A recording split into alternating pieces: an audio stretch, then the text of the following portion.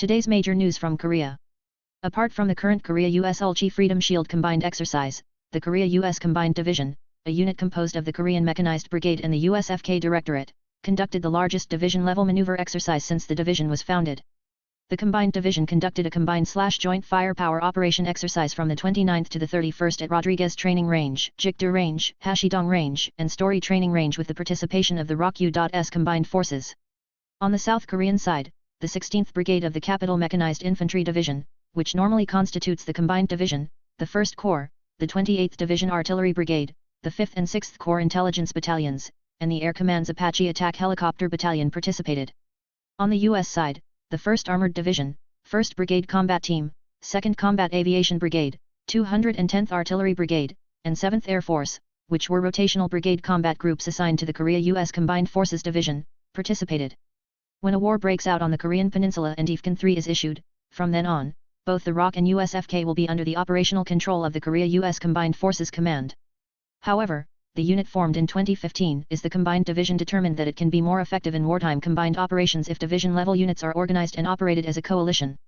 In peacetime, it is operated as a staff team consisting of the 2nd Infantry Division of the USFK and the Combined Division Coordinating Group under the direct control of the Korea Army Ground Operations Command.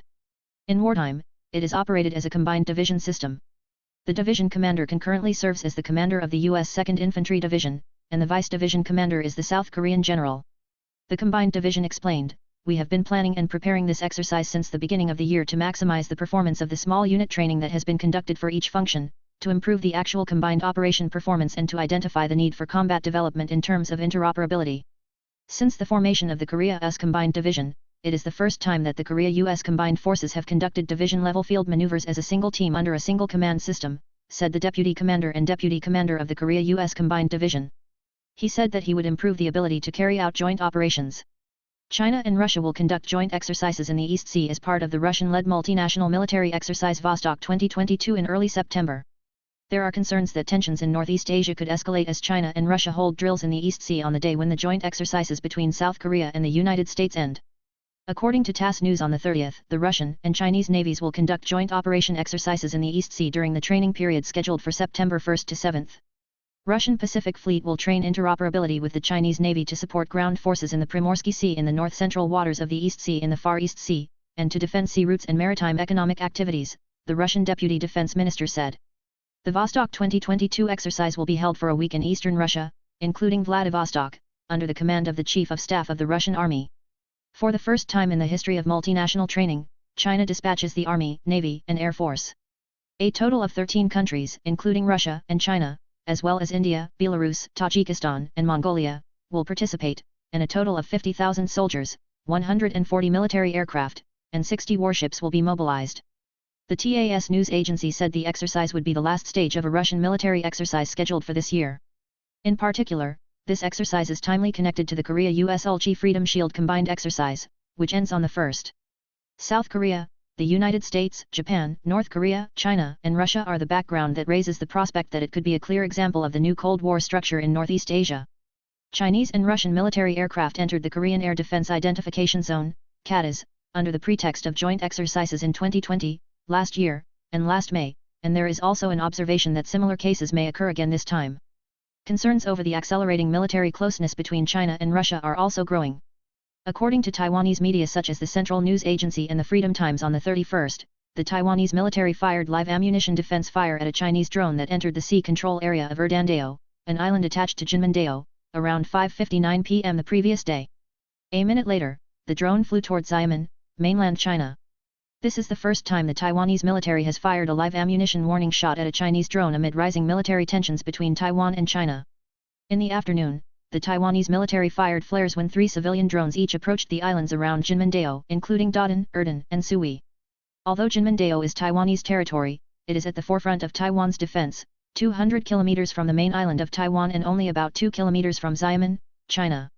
The live ammunition fired on that day came immediately after President Tsai's instructions to respond strongly to the invasion of airspace by drones. China launched a large number of drones over Taiwan after U.S. House Speaker Nancy Pelosi visited Taiwan on the 2nd. According to the Ministry of Defense of Taiwan, China sent a total of 23 drones over Taiwan from the 2nd to the 30th.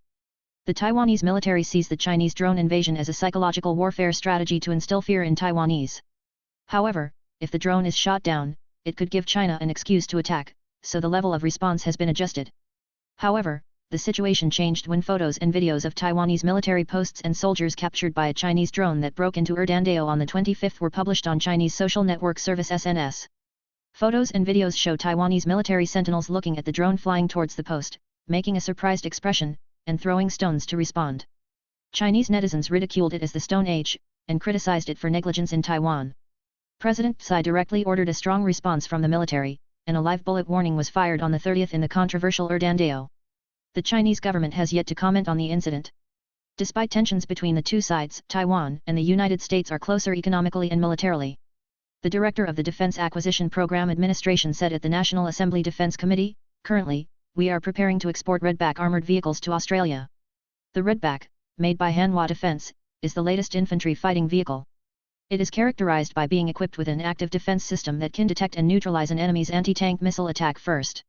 After signing a contract with Australia to export K9 self-propelled artillery worth up to 1.9 trillion won in December last year, Hanwha Defense is pushing forward with exporting Redback armored vehicles.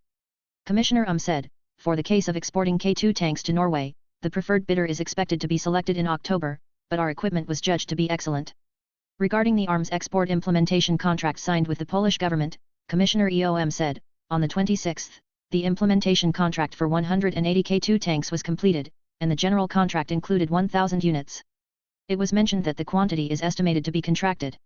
The K9 self-propelled howitzer reported that it had signed an implementation contract for 112 guns, and was considering local production of 672 guns.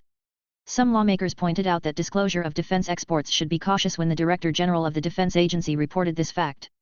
A lawmaker from the Democratic Party of Korea said, "Every country has an aptitude and confrontation is severe, so most of them keep their mouths shut when exporting and express it as defense industrial cooperation." It is known that the Australian government does not want the public to disclose its consideration to the introduction of Korean armoured vehicles.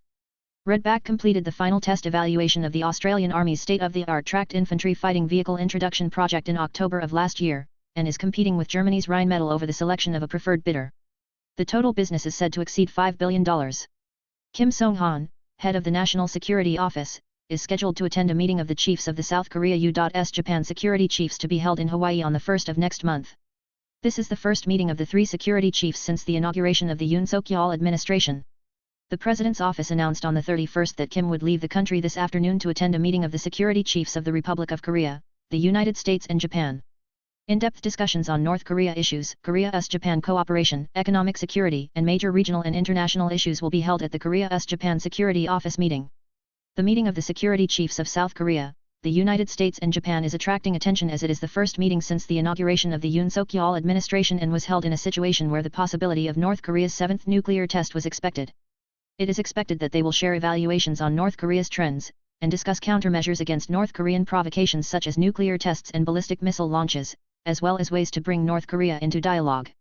As the issue of excluding support for Korean and Japanese electric vehicles has recently become an issue due to the implementation of the IRA of the U.S. Inflation Reduction Act, there is likely to be an exchange of opinions. Discussions between Korea and the United States have begun in earnest to alleviate the damage to the domestic electric vehicle industry caused by the enactment of the IRA, the U.S. Inflation Reduction Act. On the 30th, the government joint delegation, who urgently visited the United States, met officials from the U.S. Trade Representative and the Ministry of Commerce to discuss the issue of electric vehicle subsidies. The IRA has set new restrictions, such as subsidizing subsidies of up to 10 million won per electric vehicle, only for electric vehicles that are finally assembled in North America. As a result, most vehicles such as Hyundai Motor, which assemble and export electric vehicles in Korea, are excluded from subsidy payments, resulting in a disadvantage. It is reported that the delegation met with the Deputy Representative of USTR and the Assistant Secretary of Commerce on the same day and requested amendments to the law, such as suspending the provision until 2025, when Hyundai Motor's North American electric vehicle plant is completed. In addition, it is known that they proposed a plan to expand the standard of final assembly country not only to North America but also to countries that have signed free trade agreements with the United States, such as Korea. The two countries plan to continue these discussions ahead of the Indo-Pacific Economic Framework to be held in Los Angeles on the 8th and 9th of next month. Next week, the head of Trade and Negotiation Headquarters will visit the U.S. to attend the IPEF ministerial meeting, and the Minister of Industry and Trade is also pursuing a visit to the U.S. The U.S. Inflation Reduction Act, which states that it will give benefits only if electric vehicles and batteries are made in the United States, is rapidly reorganizing the global electric vehicle ecosystem, centered on the United States. Following Panasonic, Japan's Toyota Motor Company also changed its plan and plans to establish a battery production plant in the United States, which has more than tripled the original size. After the passage of the Inflation Reduction Act (IRA), Japanese companies in particular are aggressively increasing battery production capacity in the US. According to Reuters, Toyota Motor plans to expand its battery production plant to $3.8 billion by changing the plan to build a battery production plant in Liberty, North Carolina, USA, which was originally planned to be built at an investment of $1.29 billion in response to increasing customer demand in the future. This was confirmed through an interview with Toyota's Vice President of North American Powertrain Manufacturing. Toyota is in the process of establishing a battery factory through a joint venture with PPES Prime Planet Energy Solutions, an American battery company. Another Japanese company, Panasonic, will also participate as a partner. Korea and Japan are in different positions in terms of market share for electric vehicles in the US and the procurement of raw materials for batteries. Unlike the Korean government and the automobile industry, which are focusing on suspending the application of the Inflation Reduction Act until 2025, Japanese companies, which have been one step behind in the global electric vehicle ecosystem, have the intention of using this situation as an opportunity to turn the tide. Peaking out. Even if the Inflation Reduction Act goes into effect, Japan has not suffered much in the first place. From Japan's point of view, it is rather an opportunity to use the inflation reduction method to catch up with Hyundai Motor, the second largest electric vehicle market in the US, and South Korea's major battery competitors. Toyota's Mi Liberty plant is expected to start operating in 2025. Panasonic also announced a plan to establish a $4 billion plant in Kansas to supply batteries to Tesla. In addition, it is reported that Panasonic is considering building a battery plant in a different area about the same size as the Kansas plant by changing the existing plan. Another area is believed to be Oklahoma, which competed with Kansas. Toyota's US battery plant, which has nearly tripled its investment than originally planned, is currently evaluated as a highly probable scenario. First, it is absolutely advantageous to build a battery production facility in the US in accordance with the Inflation Reduction Act. In addition, when Toyota announced its first investment plan of $1.29 billion last year, the North Carolina government said, if Toyota makes an investment of $3 billion, about 10% of the investment through tax cuts of $315 million, etc. It is because they have proposed an unconventional condition of I will return it. For Toyota, even if it increases its battery plant investment by more than $3 billion, it can derive more tax benefits in proportion to it, so it is not a bad condition. Meanwhile, Toyota has been planning to build 2 battery production lines for all electric vehicles through its Liberty plant. However, as the plan expands, the strategy is to add a small battery production line to be installed in Toyota's flagship hybrid vehicles such as the Prius. Although the Inflation Reduction Act in the US has not come into effect yet, it appears that the global electric vehicle industry has already begun to revise its strategy in advance. In the meantime, quarantine authorities have been inconvenienced by allowing foreign entrants to enter the country only after receiving a negative result by conducting a PCR test within 48 hours or a rapid antigen test within 24 hours, and there has been controversy over the effectiveness of the test. With this decision, the obligation to test for COVID-19 before entering the country will disappear, but the PCR test will remain as it is within 24 hours after entry. Recently, the infection reproduction index fell below 1 for the first time in 9 weeks. The quarantine authorities said that conditions were created to re-promote the recovery of daily life after entering overseas, and said that pre-entry inspections will be suspended in consideration of the inconvenience of citizens entering and leaving the country. However, the PCR test on the first day after entry will remain as it is for early detection of confirmed cases and monitoring of inflow mutations. This policy reshuffle was based on the domestic quarantine policy that focuses on protecting high-risk groups rather than uniformly suppressing the spread, such as social distancing, as the domestic aggravation and fatality rates have continued to decrease since the Omicron epidemic. The 20th National Congress is expected to be held on October 16, which is expected to confirm China's Xi Jinping's unprecedented 3-year streak. The event will be held privately for a week among 2,500 party members. Xinhua reported that a meeting of the Central Politburo of the Communist Party of China presided over by Xi Jinping was held on the 30th, and at this meeting, the Central Politburo plans to propose at the 7th plenary session of the 19th Central Committee that the Party Congress be held in Beijing on October 16. The 7th plenary session will be held in Beijing, China on October 9. After announcing the third historical resolution at the 6th plenary session of the 19th Central Committee last year, Xi Jinping has been laying the groundwork for 3 presidential elections through the National Political Consultative Meeting and the National People's Congress at the beginning of this year. In China, an amendment to the constitution was passed in 2018 to remove the term limit for the president, and the era of lifetime leaders has opened again after 36 years. There is also speculation that President Xi Jinping may be able to earn the title of Youngsu, or Great Leader, at the party congress. Youngsu is the title Mao Zedong officially received in 1945, and if Xi Jinping gets this title, he will be the second after Mao Zedong, who is called the Great Leader of China. There are already instances of Xi Jinping being referred to as Youngsu in various places in China. At a meeting of the Guangxi Autonomous Region held in China last May, he expressed his opinion of Xi Jinping, saying, "We must forever uphold the spirit, protect the spirit, and follow the spirit." Foreign media, such as Bloomberg News, predicted that Xi Jinping would return to face-to-face diplomacy in earnest after confirming that he was the third consecutive year at the event. On the 31st, Lee Jae-myung, chairman of the Democratic Party of Korea, instructed party members to partially open up the company and disclose the phone number of the watchers.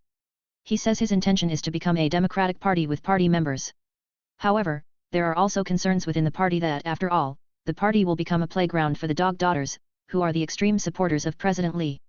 On the same day, the Democratic Party announced that it would set up a Party 1 zone in the Jangtyeok building in Udo, Seoul.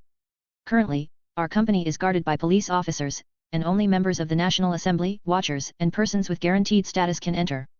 However, the Democratic Party said, "We will provide a space for party members to freely move in and out of. Toilets will also be open." Recently, a petition to open up the party was uploaded on the Democratic Party's website, and about 5,000 party members have agreed to it. The Democratic Party said it would create an electronic party membership card that would allow access to the party membership zone within the party. A party official said, "There are issues such as security in allowing the entire company to be visited, so it can be considered that only the party member zone is open." Party leader Lee Jae-myung also instructed the Central Party and provincial parties to disclose the names, positions, duties, and phone numbers of party officials on the website. According to the party law, there are 100 members of the Central Party and the provincial parties each, and if these work numbers are made public, it seems that supporters of Kang Son will call each time and pending issue and actively convey their opinions. Because of this, watchers are saying, "I'm already worried." A party official said, "I heard that the phone in the parliamentarian's office was on fire because of the text bombs and phone bombs of the members of the party in the past." Chairman Lee said he would increase the number of members of the Rights Party, which is currently about 1 million, to 2 million, while reducing the powers of delegates, who are longtime supporters of the party. Opposition parties say, "Doesn't this mean that party leader Lee Jae-myung is going to take over the party's sub-organizations with his daughters on his back?" Regarding this, an official said, "The party sentiment is of course important, but it becomes a bigger problem if it is swayed by strong supporters and diverges from the public sentiment." The arrest warrant for B, a key figure in the alleged misappropriation of corporate cards, by Kim Hye-kyung, spouse of Lee Jae-myung, the leader of the Democratic Party, has been dismissed. Judge Kim Jae-young of the Suwon District Court, after completing the warrant review on B on the 31st, said, "In light of the evidence collected so far, it is necessary to guarantee the right of defense of the suspect, and the necessity and reasonableness of arrest at this stage is sufficiently explained. It is difficult to believe that this happened. It is known that B deposited all the amount corresponding to her breach of trust due to her work ahead of the substantive examination of the warrant held the morning of the previous day. B worked at the provincial government office for 3 years from July 2018 to September last year, when Lee Jae-myung was the governor of Gyeonggi-do, and served as an assistant secretary for Lee Jae-myung's wife, Kim. B is accused of paying for Kim's personal food during this period with a Gyeonggi corporate card or receiving an illegal prescription in the name of another person and delivering it to Kim. B also violated the Public Official Election Act by requiring Kim to pay 78,000 won for meals except for Kim at a famous restaurant in Seoul on August 2, last year, with 3 party-related officials. He is also charged with. The arrest warrant for B was dismissed, but the police plan to finish the case this week as scheduled and send it to the prosecution. Prosecutors, who are investigating allegations of corruption in the Daejeongdong Development Project, caught up with corruption in the Hye-kyung New Town Apartment Development Project in 2013 and started a full-scale investigation. The Anti-Corruption Investigation Department of the Seoul Central District Prosecutor's Office seized and searched about 20 places including Hoban Construction, a construction company for the Hye-kyung New Town Development Project on the 31st. The Hye-kyung Asset Management Office, which is a special-purpose corporation, the consigned company for carrying out the Blue Hye-kyung project, and the residences of subcontractors and related persons were also included in the search and seizure targets. Prosecutors also seized and searched the Seoul Detention Center, where the 3 key people in Daejeongdong were imprisoned, including Yoo Dong-jae, a former head of the planning division of Songnam Urban Development Corporation, Kim Man-bi, a major shareholder of Washin Daewoo, and Nam Wook, a lawyer who was arrested in the Daejeongdong case. Prosecutors suspect that Songnam City Corporation employees gave preferential treatment by sharing confidential data inside the construction with private contractors who participated in the Hye-kyung New City project, which started in November 2013. Prosecutors are also examining whether there was any illegal activity in the business plan selection process by changing the evaluation items of the business plan. Prosecutors are focusing on securing evidence, considering that there is a high possibility that a large sum of money was exchanged between Songnam City Corporation and a private contractor in the name of receiving a construction order. The charges listed in the search and seizure warrant by the prosecution are violations of the Anti-Corruption Act and bribery under the Act on Aggravated Punishment for Specific Crimes. According to Article 86 of the Anti-Corruption Act, the prosecution is also considering the confiscation of criminal proceeds. The Hye-kyung New Town project was promoted by Lee Jae-myung, president of the Democratic Party of Korea, under the leadership of Songnam City Corporation when he was the mayor of Songnam, and 1,137 apartments were supplied in Changgakdong, Suyeonggu, Songnam Si. The Hye-kyung New Town project is evaluated to be similar to the Daejangdong project conducted in 2015. Both projects were promoted as a public-private joint project through the establishment of a special purpose corporation, led by members of Daejangdong, including accountant Jong Young-hak and lawyer Nam Wook. Attorney Nam and the family of accountant Jong were named as executive directors of Hye-kyung Asset Management.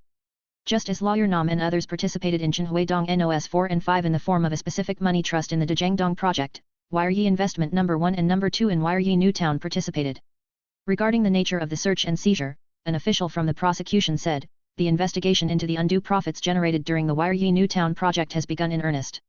Prosecutors are also looking at where the remaining 15 billion won went, in addition to the 15.75 billion won allocated to Songnam City Corporation, out of the total dividend of 30.15 billion won for the Hye-kyung project. Banks are lowering interest rates on household loans. Banks are conscious of the interest rate competition as the difference in the deposit-to-deposit interest rate, which can compare the difference between the loan and deposit rates of each bank, has been announced monthly from this month. According to the banking industry on the 31st, Woori Bank has decided to extend the preferential rate of 0.2 percentage points applied to mortgage loans and Jeon's loans from June this year until the end of this year. It is also analyzed that the fact that banks joined the procession of lowering lending rates one after another was conscious of the disclosure of the loan-to-deposit interest rate difference. Looking at the difference in loan-to-deposit interest rates of 19 domestic banks published by the Federation of Banks on the website on the 22nd, Shinyan Bank had the highest household loan-to-deposit interest rate difference of 1.62 percentage points among the 5 major banks. It was followed by Kookmin Bank with 1.38 percentage points, Woori Bank and Nongyeop Bank with 1.40 percentage points, and Hana Bank with 1.04 percentage points. Accordingly, commercial banks are expected to control the rate of increase in loan interest rates for the time being, such as continuing to provide preferential rates. An official from a commercial bank said, measures to ease borrowers' interest burden during a period of rising interest rates are expected to continue until the end of the year. Korean Air announced on the 31st that it will deploy a 269-seat Boeing plane from Incheon to Budapest on October 3. It plans to operate once a week for a month in October and then operate twice a week from October 29. Earlier, Korean Air put a freighter into the Budapest route in February 2020. Through this new passenger route, the company plans to secure competitiveness on European routes and spur new markets in Eastern Europe. Korean Air will resume operations on major routes in the Middle East and Southeast Asia, which have been suspended since March 2020, on October 1 in line with the recovery of travel demand. The Incheon-Dubai route operates 3 times a week, departing from Incheon International Airport at 1:20 p.m. and arriving at 6:55 p.m. local time. Arrival schedule. The Phuket route from Incheon, one of Southeast Asia's leading honeymoon destinations, and the Incheon-Chiang Mai route, will also resume operations on a 4-week schedule from October 1. A Korean Air official said, after the coronavirus, we are reviewing overseas travel demand in various ways, and we will resume and expand the suspension of passenger routes. The Bank of Korea estimated that the won has fallen more sharply than the dollar has recently risen. The BOK announced on the 31st that, through data titled Analysis of Financial and Economic Issues in August, the $1 exchange rate rose 2.5% after the Monetary Policy Committee meeting in July, while the US dollar index rose 0.1% and traded in a flat zone. Regarding the background of the weakening of the won, the BOK said, amid the changing expectations of the Fed's interest rate hike, concerns about an economic slowdown in China, the weakening of the yuan due to rising geopolitical tensions between China and Taiwan, and the continued trade deficit of Korea are the main factors. Korea's trade balance has been in a deficit trend for 5 consecutive months, with a cumulative deficit of $10.22 billion until August 20. The US dollar index fell after the Federal Open Market Committee was less hawkish in July and the inflation rate in July was less than expected. Afterwards, Fed Chairman Jerome Powell reinforced hawkish remarks at the Jackson Hole meeting that he would raise interest rates to a level that would hurt the economy, and the exchange rate rose to 1,352.31 during the day, breaking a new record. According to the 2021 Child Abuse Annual Report published by the Ministry of Health and Welfare on the 31st, there were 53,932 child abuse reports last year. This is an increase of 27.6% compared to the previous year. There were 37,605 cases of child abuse during reporting, up 21.7% from the previous year. Among them, 5,517 cases were confirmed as being abused, and 5,437 cases where victims were separated from their homes. As interest in child abuse has increased, there are cases of actively reporting suspected cases, strengthening the government's policy response to early detection and response of child abuse, and discovering signs of crisis outside of schools as the phased recovery of daily life begins in 2021. The increase is cited as one of the reasons for the increase in child abuse reports. In fact, the number of child abuse reports increased by 6.6% in 2018 and 13.7% in 2019, but only increased by 2.1% in 2020, the first year of the corona crisis. As schools and daycare centers are closed, the number of suspicious reports by teachers and other persons obligated to report has greatly decreased. The number of children who died of abuse last year was 40, a decrease of 3 from the previous year, of which 15 were infants under 24 months of age. The number of children who died of extreme choice after the murder of a child that has become a social problem recently reached 14. According to the Ministry of Health and Welfare, 14 cases have been confirmed that parents attempted suicide after killing their children or actually died together. 8 out of 10 cases of child abuse over the years were found to be the parents of the perpetrators.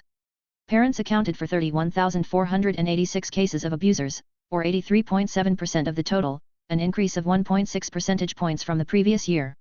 It was followed by surrogate caregivers, such as faculty and staff, with 3,609 cases, 9.6%, and relatives, 4.0%, with 1,517 cases. The Ministry of Health and Welfare said, even though the civil law abolished the right to discipline children with parental authority in January of last year, it is estimated that there are still many cases of abuse occurring during the discipline process. The detection rate of child abuse victims rose from 2.64% in 2017 to 5.02% last year.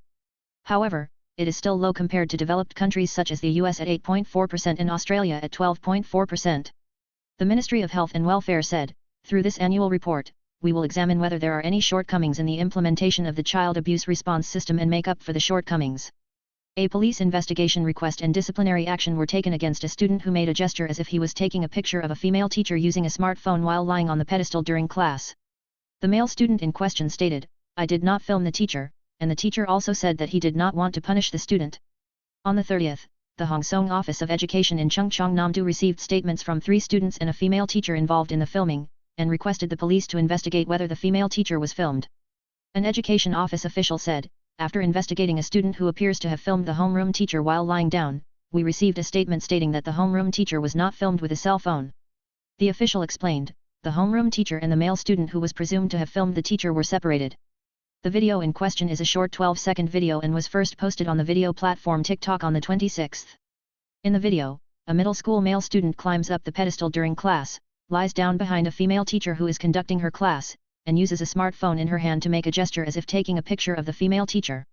There were many other students in the classroom, but no one stopped the boy, and the teacher could not stop the student and continued the class. This teacher is known to be the homeroom teacher of the class. When the controversy broke out, a school official raised the controversy by explaining, the student was very close with the homeroom teacher, so he had an easy time. Thank you for watching today. Please subscribe and set an alarm.